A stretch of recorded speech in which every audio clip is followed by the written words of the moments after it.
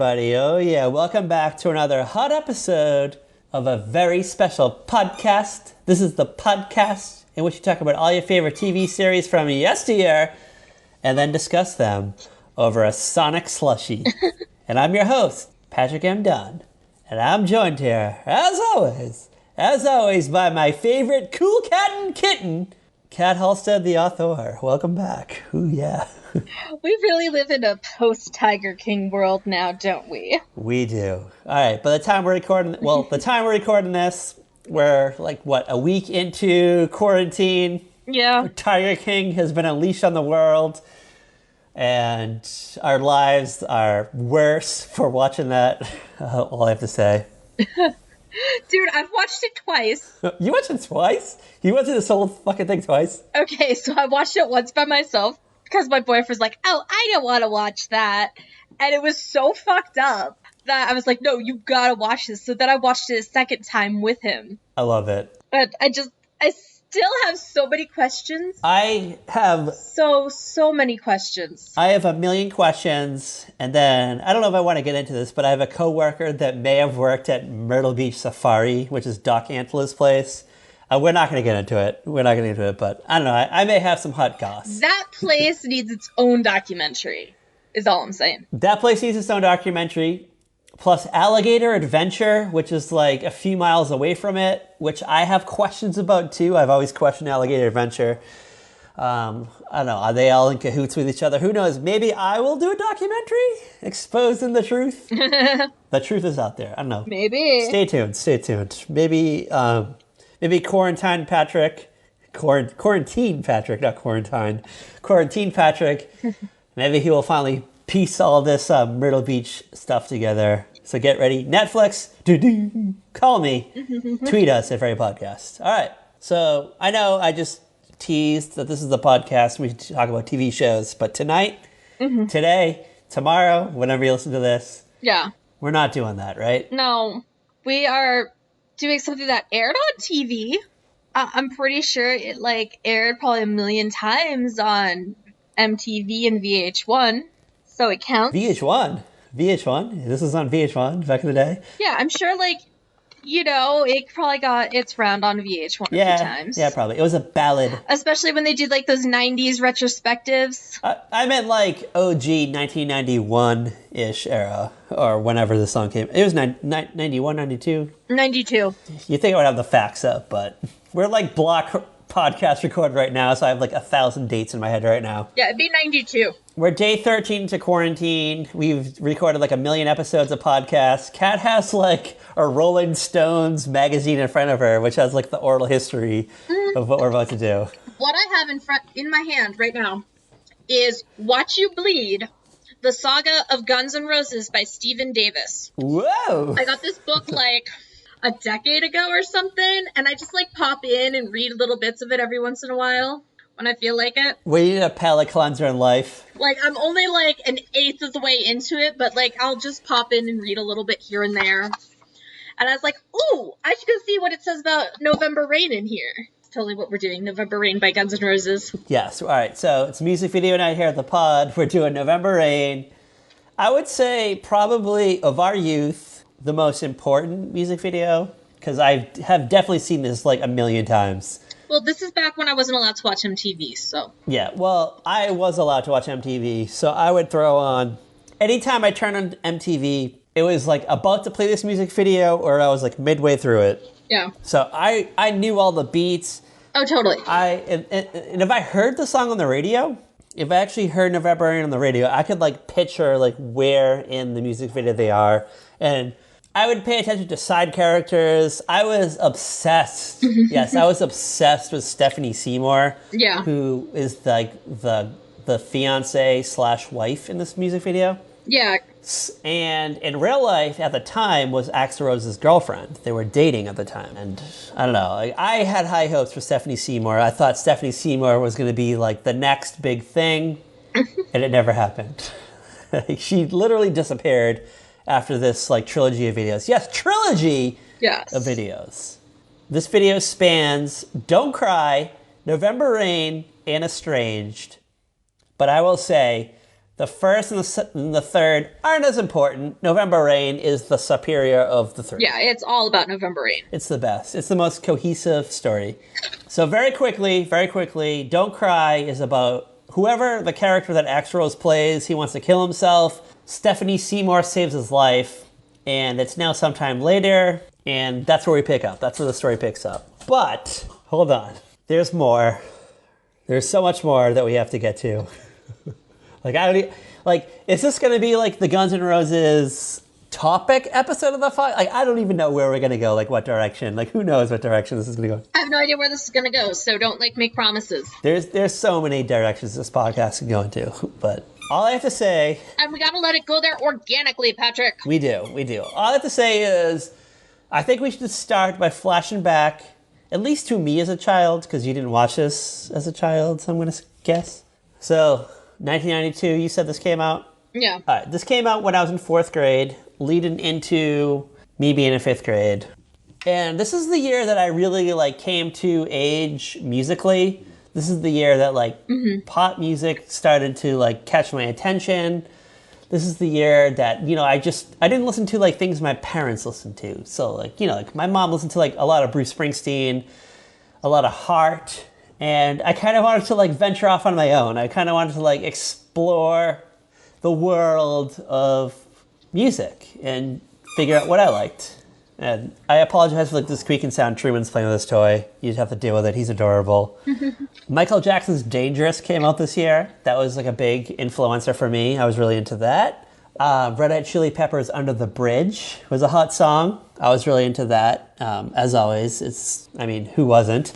And this little band, not this little band, they were mega stars by this point. Guns N' Roses just came at us with this love ballad, November Rain. They were notoriously known for songs like Welcome to the Jungle, Paradise City, You Could Be Mine, which was featured on the T2 soundtrack, which is a strict up heavy metal song, but November Rain just kind of took us to another plane. Would you agree? Mm-hmm. And before I go any further, do you have any childhood connections with this song? Do you remember it from the radio? I didn't see the video until I was older, middle school, high school. Okay.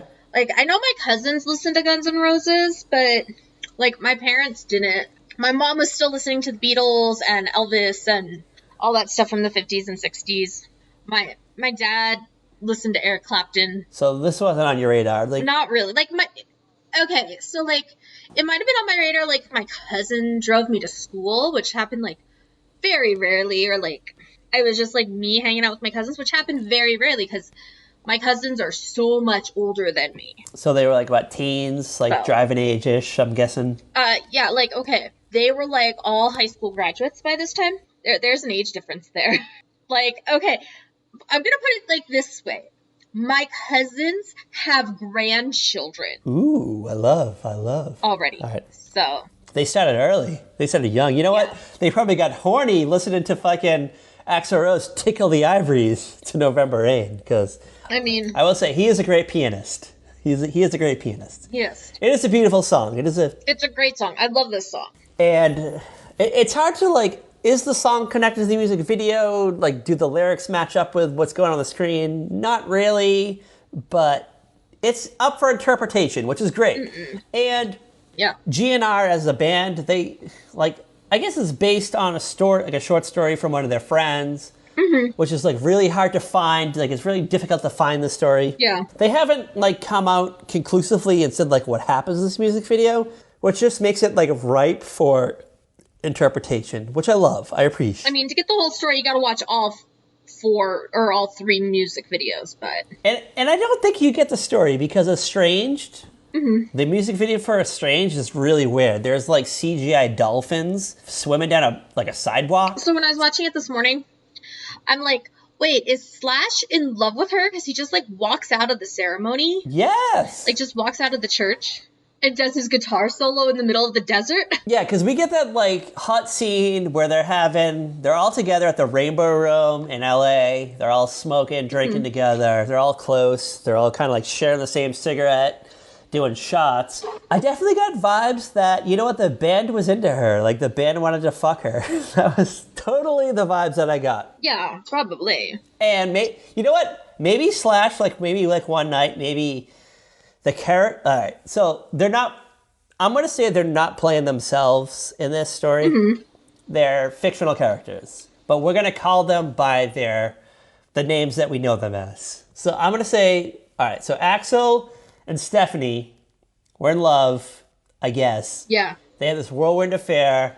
She saved his life. I don't know. She's equally into the same kind of things that he's into. Like, she loves cocaine. Yeah. She loves hanging out the Rainbow Room, the Viper Lounge. Just anything on, like, the Sunset Strip. Like, they're going down the Sunset Strip, just getting fucked up and fucking each other. And, like, maybe involving their friends. Yeah. And this includes Slash.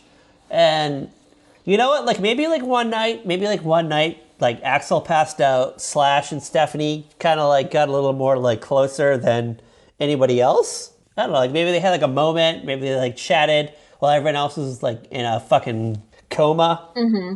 And I don't know, like, all right, you got to think. This is, like, early 90s. Hair metal is hot. Mm-hmm. Slash is thin. He's kind of, like, he's got the hair. He's got the bod. He wears, like, the tight leather. Like, Slash is a catch. Like, subjectionally speaking from this era, right? Like, yeah, for this era, Slash is hot. Yeah, Slash is hot. He zips down his leather jacket. You can see his chest hair. Yeah.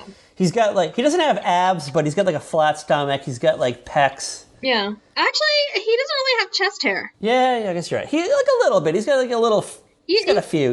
He's like me. I have, like, 8 or 9 that I, like, prominently display when I can. I mean, he's not, like, a sweater with his shirt off kind of guy. Axel's, like, the hot guy in the friend group. Yeah. He's the one everybody wants to, like, have a situation with.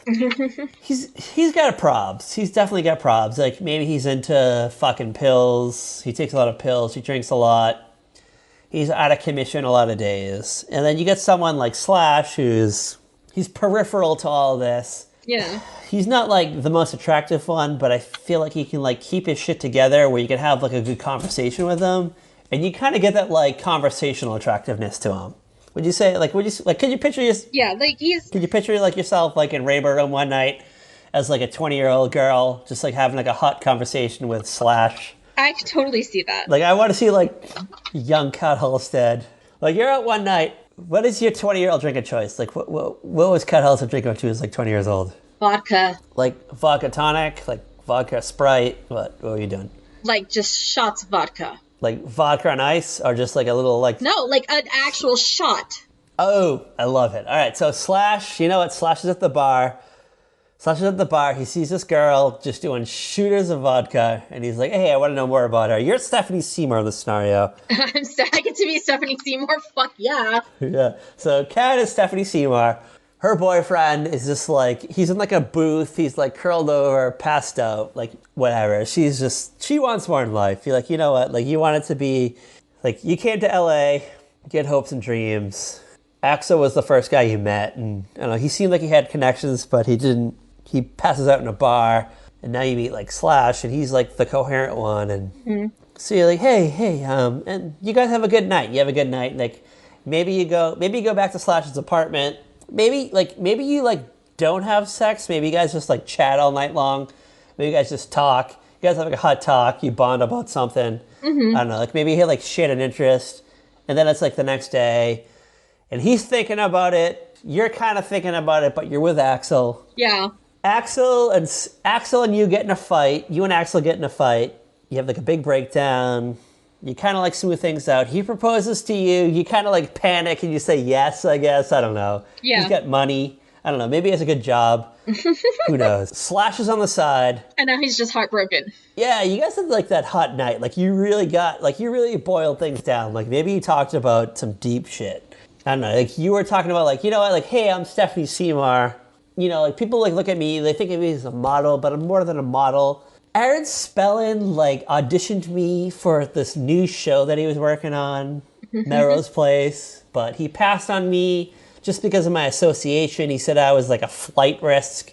I could have been Jane on the show. I could have been... See, I would have seen her as an Allison. Yeah, you know what? She has an innocent look to her. Yeah. She got passed on that show. She could have been on that show. Mm-hmm. Axel just lives in, like, an intoxicating world. It's just about parties. It's about having fun. Oh, well. It's about going out, getting all your bros together. Whatever happens, happens. It's kind of like that old adage, like whatever happens in Vegas stays in Vegas kind of thing. Would you agree? Yeah. He proposes to her, and she goes along with it. Would you say she goes along with it? This is what I'm going to say. She goes along with it because, say she does have feelings for Slash, she has no indication at this point that he has feelings for her. That is true. So, she's going to do it. She's going to marry this guy who loves her, is going to shower her with adoration, even though there's part of her that's glancing back and she wants the guy with the hair. Do you think Slash is holding back because of, Axel is just kind of like the front man in this whole thing, like of the front group? He's kind of like... Well, I think it's like, okay, I think it's in the, this is my bro, I'm not going to like purposely ruin it. If she loves him, I want her to be happy, sort of thing. Okay. I know I'm going to get shit for this. Okay? You're probably going to give me shit for what I'm about to say. Let's do it, girl. Axel is Barney. Stephanie Seymour is Robin. And Slash is Ted. I see it. I totally see it. You know what? Hold on. I fucking totally see it. You think we could just tie these characters to the How I Met Your Mother universe? I never thought of it this way, and I totally see it now. Yeah. Like, it was in my head. It would not leave. We get beautiful imagery of this, too, because during the fucking ceremony, during the wedding ceremony, Slash steps out of the church, out of the chapel. Uh-huh. Like, in the real world, it's this, like, beautiful, luxurious chapel. It's, like, in the middle of the city. Everybody's there. All these people are there. It's, like, someplace in L.A., Sorry, I thought I had it listed. It's a mainstay place. There's all these people there, but in Slash's mind, it's this tiny little, like, Kill Bill volume 1 and 2-ish chapel. A white clapboard country church, complete with tall steeple, in the middle of the Mexican desert. The imagery of the wedding is Axel and Stephanie Seymour are getting married in company of all their, like, everybody they know, all their family and friends, everybody's there. It's this huge affair. But then we get this shot of, like, Slash. It's like, I guess it's during maybe the exchange of the rings. I don't know. He steps out. Yeah, it's like right after the rings, like, he had to get them from somebody else, or he was, like, the best man. It was weird. See? He's fucking Ted Mosby. He's Ted Mosby in this situation. And we get this kind of, like, helicopter shot. And it's this tiny church in the middle of this open desert. There's like 5 or 6 tombstones around it. Mm-hmm. And he just plays this very heartbroken, very emotional guitar solo. And his hair's blowing in the wind. There's dust blowing in his face. He's got a cigarette hanging from his lips. Yeah.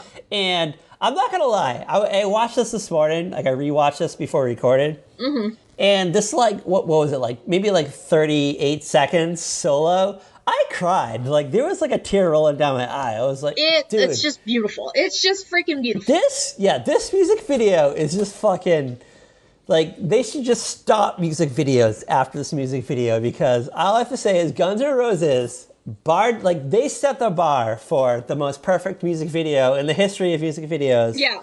In a story that doesn't really make sense, mm-hmm. You could interpret it any way you want. And I fucking love them for that.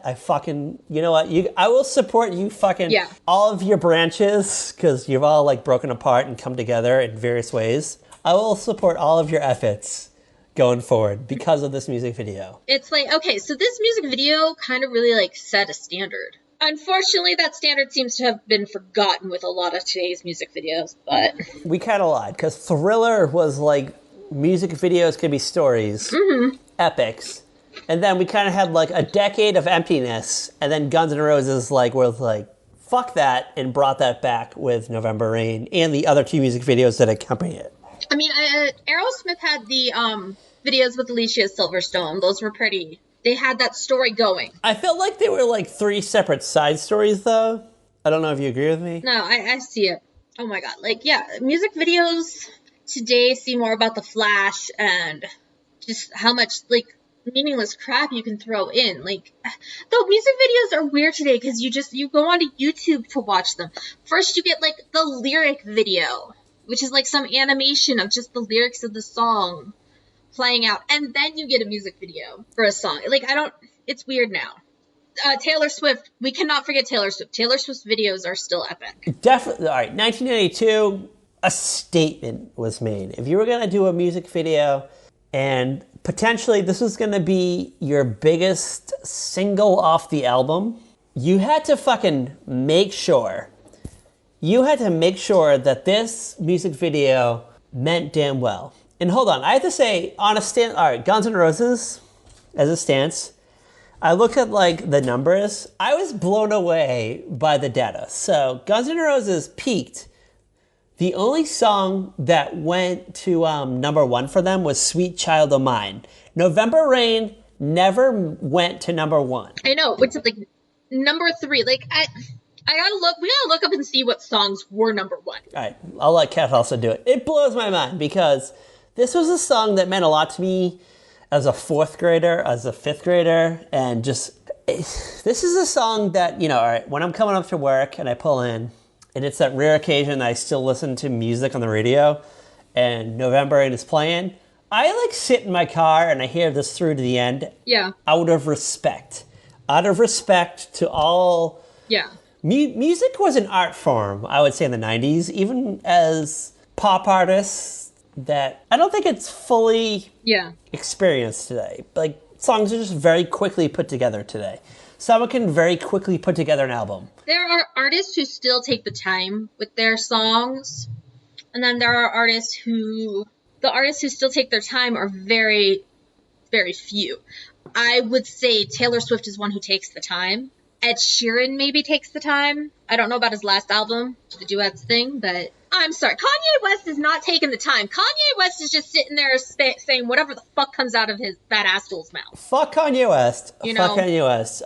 He just, he wakes up one morning, they tell him he's going to record an album, and he just yells into a microphone, and they put some fucking beats behind it. I just pulled up Billboard.com, and it says that November Rain's peak position on the Billboard 100 was number one. It was on the chart for 8 weeks on the chart. 8 weeks on the chart. Really? That's weird, right? Are we getting misinformation from Wikipedia? Our natural source of documentation? And it won't let me do anything else because it wants me to sign up for Billboard Pro. Fuck you, Billboard. Okay, I found the singles chart for 1992, the week that November Rain made it to number 3. It didn't make it any higher, but these are the top 5 songs in 1992 for August 29th. Let's do it. Let's do it, girl. Number 5, Baby Got Back by Sir Mix-a-Lot. Oh, mountains of butts. Mountains of butts everywhere. Okay, hold on. Number 4, This Used to Be My Playground by Madonna. Low-key, my favorite Madonna song of all time. Like, once a year. Same. When it's like a stormy night, I play this song and I like look out my window and I like open up the curtain blinds and I look out and I just pretend I'm Madonna looking out and just reminiscent of older times. And I want a video of that. You know what? For our podcast, we have to do a video of that. Number 3, of course, November Rain by Guns N' Roses. Obviously. Obvious choice. Number 2 is... I don't know. Do it. Just do it. Are you ready?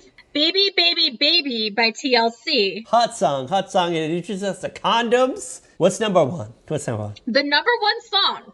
Are you ready for this? I don't know. I'm like Baby, Baby, Baby, November Rain, Baby Got Back. Just used to be a playground. These are like 4 of my top favorite songs of all time. And then you're going to tell me there's a song that's better than all this. Is there a song that's better than all this? End of the Road by Boys to Men. All right. If you're going to crush my heart and do a song that's better than all those 4 songs, T.Y. for End of the Road by Boys to Men. Because it definitely is the heartbreaker. Can I just say, I love this top 5. This is the best top 5 in history. Just to show you, like, number 7, is Give Him Something He Can Feel by In Vogue. Oh, yeah. All right, Number 8 is Just Another Day by John Cicada. Okay. Number 12 is Achy Breaky Heart by Billy Ray Cyrus. Like, in my brain, November Rain and Achy Breaky Heart are not part of the same, like, period of time, and yet they are. But do you know what is equally as wonderful is that all these songs are just songs that are very important to me, and they're all top 10 at this one very specific period of time. So I stan. I don't know. I feel like music is not the same anymore. Like, music just comes out wildly very quick. It's not. Number 40 on this chart for the week is I'll Be There by Mariah Carey. Oh, yeah. I'll Be There by Mariah Carey was definitely a song you just kind of like chilled in the backseat of your station wagon to. This chart, there's so much variety. It's not all one genre. It's all over the place. Which is why I will say 1989 to 1996-ish, maybe 1997, was the best era of popular music era ever. Okay, because I'm actually going to pull up the most recent chart for this year and, like, know who nobody of these on this list is in the top 10. Roddy Ricch, The Weeknd, Dua Lipa, Future featuring Drake, Post Malone, Arizona Zervis, Harry Styles, Billie Eilish. Like, who are these people? I know. I'm not gonna lie, I know most of them, but hold on. I know a couple of them, but like, I don't like listen to them. I will say 89 to 96-ish. Everything's coming together. We get hair metal, we get grunge, we get R&B, we get rap.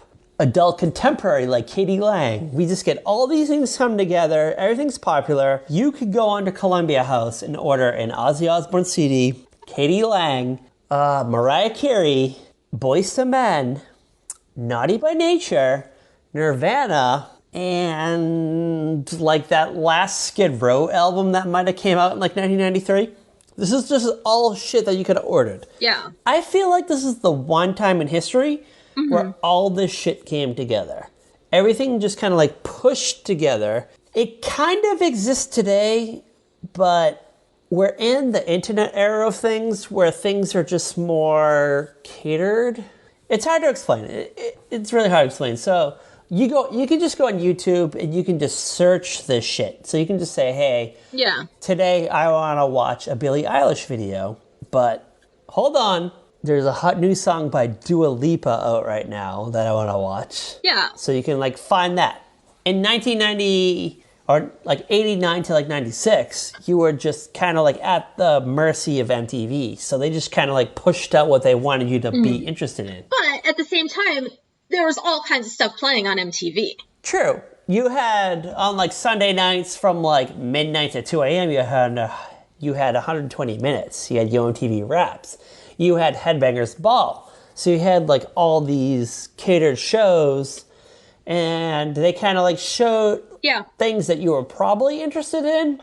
If you were like that person that just was kind of like open-ended to everything, you could just watch like, you know, like, was it like Fridays at like 4 to 6, they would have like their top 10 music videos of the week, and you can just see whatever was like hot that week. So, you know, you would get like a Guns N' Roses video, you would get like an En Vogue video, A Bon Jovi, or you get like a mix of stuff. It was great. And then like, and at the time it was like the junior high dance. You know, you go to the junior high dance and you would get like Stairway to Heaven would play, and then Bon Jovi Always would play, and then you would get like a song from Grease, and then you would get like maybe a Boyz II Men song, and you get like all these amalgamations of songs coming together. Yes, I mean, like, okay, the junior high dance, the middle school dance, you walk in, the first song you hear is fucking Gangster's Paradise. Yeah, exactly. Or was that just my dances? Like, literally, every dance was the first fucking song that would play is Gangster's Paradise. And then, do you remember when like gangster rap became cool? Because then you started getting like Tupac music videos, Dr. Dre, Snoop Dogg, What's My Name? Oh, it's fucking great. Like, the 90s, I will have to say, like, in some people question this, but I would say the greatest pop cultural time to be alive, I think, was like 1990 through 1999. It was a great time to be alive in coming of age, because we kind of like experienced as young people, as very like 10-year-olds, we were on like the edge. We were on the end. We were on like the end of things like Madonna, Prince. Rap was coming into fruition. Yeah, like we got the Madonna, we got Prince, we got end of the 80s glam rock kind of thing going. We get the last section of rock music as it turns into grunge. Yeah. And then we get all that. We get the dance components coming in, and then we get the bubblegum pop at the end. We get this crazy mix of amazing music. Like, if you say you like 90s music, that means so much. It doesn't just mean like, oh, I just like Nirvana and Pearl Jam. No, it means you like Nirvana, Pearl Jam, Hole. You like some Britney Spears, some Backstreet Boys. You like some, I am totally blank, Gin Blossoms or Matchbox 20 or Savage Garden. You know, there's like a mix. It's not one thing. Like when you think 50s or 60s music, you kind of have like, this is what it is. It all has that same kind of sound. You get to the 80s and it starts to vary a little, but then you get to the 90s and it's this whole stew pot of amazing music. November Rain is in the middle of all this. Yeah, like... Should we go into the end of it? Is this like the perfect mystery of the end? I think it is. I think it's the perfect point. Because I will have to say, the amalgamation of all these genres coming together is kind of like the perfect blend of the ambiguous ending of this music video. Like, we never get closure to it. Okay, so I don't even know anymore. Like, it ends and we get like... Okay, this music video is just like, it's fucking everywhere because they're in the church and they're getting married and Splash is in the desert and they're flashing back to hanging out at a bar and then they're on stage performing with a fucking orchestra. And they're cutting to the wedding reception, and she's in a fucking black dress for her wedding reception as they're cutting the cake. She's dead, and she's in a casket, and Axel's in bed, and it's raining, and there's blue lighting, and he's sad and depressed, and just... It's just kind of like the trajectory of life. You know, you have highs and lows, highs and lows. Yeah. I want to point out a few, like, funny things is... I love when, like, the rainstorm starts and everyone, like, flees like it's something horrible. I'm like, it's just rain. You know what? It was like a real rainstorm. Was it? Yeah. Okay, hold on. Let me read this passage from Watch You Bleed. Whoa. Back in Los Angeles, work continued on the November Rain video. A white clapboard country church, complete with tall steeple, was constructed in the New Mexico desert, where Slash's guitar solo was filmed. Axel and Stephanie's fictional wedding reception was ruined by a Hollywood rainstorm that, prophetically, turned their moment of bliss into a holocaust of broken glass and spilled wine. The video's morbid funeral scene was delayed because Stephanie was leery about being filmed lying in a satin-lined coffin. Eventually, she relented, and eventually... November Rain would end up as the most expensive music video ever filmed. And the first music video that was made before YouTube existed to hit 1 billion views. Really? I see it. All right. So, yeah. I will say, there's a lot of, like, sweeping helicopter shots in this video. Yeah. There's so much to it. So, a few things I read. A lot of people thought that, like, the auditorium was, like, an actual Guns N' Roses concert. Yeah. He rented out that auditorium and, like, hired all these people to, like, come to it to watch him, like, play the piano. Mm-hmm. All right. On a final note, any final thoughts about the November Rain video, about Guns N' Roses, about their whole legacy? Anything you want to add to this mixture? I'm just going to say, again, they're Ted, Robin, and Barney. That's how this plays out. A part of me thinks that Axl Rose has yet to accomplish what he is meant to accomplish in his life. I feel like we're going to get some epic from Axl Rose any day now. I'm just waiting for it. I don't know about you, but that's how I feel. I'm just so glad that we came of age in a world where... Yeah, we got very lucky. We did. But hold on. Do you want to hear how lucky we are? Are you excited? Are you excited for what we're going to do next week? Because I don't know if you're as excited as I am. Oh my gosh. What are we doing next week? Because I honestly don't remember. We're going to go across the pond. I love when we go across the pond because we get to things a little spicy and dicey. So we're going to go back to a time when I guess things were a little bit struggleful in retail, so to say. Oh my God. Do you have any ideas? Do you have any inklings of what I'm guessing at? Patrick, are you free?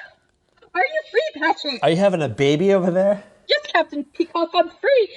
Oh my god. I'm so excited. Next week. I fucking love that show. We're dipping into the world of what is probably considered, I will say is probably considered one of the most popular... I would think so, yeah. Exports of Britain of all time. Would you say this is the most popular export Yeah. All right, we're gonna, for the first time, we're dipping. We've talked about this.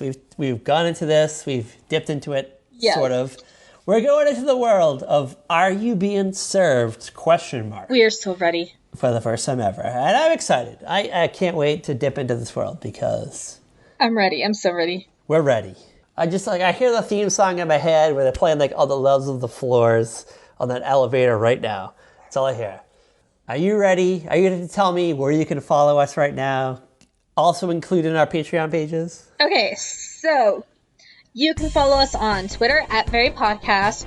You can support us on Patreon at Very Special Podcast. You can follow us on Instagram, Facebook, Tumblr at A Very Special Podcast, saltyrockmedia.com, veryspecialpodcast.com, YouTube, iTunes, Spotify, iHeartRadio, Podcast Addict, etc., etc., etc., and all that good stuff. And as always, girl, as always, bye! Watch the skies for the helicopters that are filming those very sweeping, striking slash overshots. Slash is totally Ted, must be.